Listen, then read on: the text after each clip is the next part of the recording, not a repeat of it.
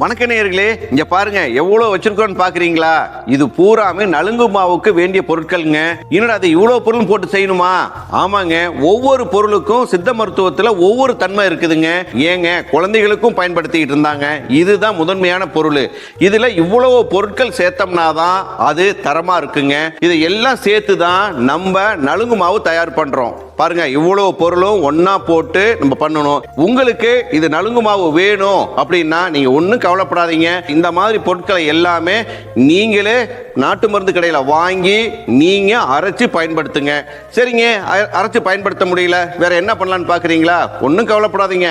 கீழ்காணும் நம்பர்ல, வாட்ஸ்அப் நம்பர்ல நீங்க பதிவிடுங்க நலுங்கு மாவு வேணும் அப்படின்ட்டு.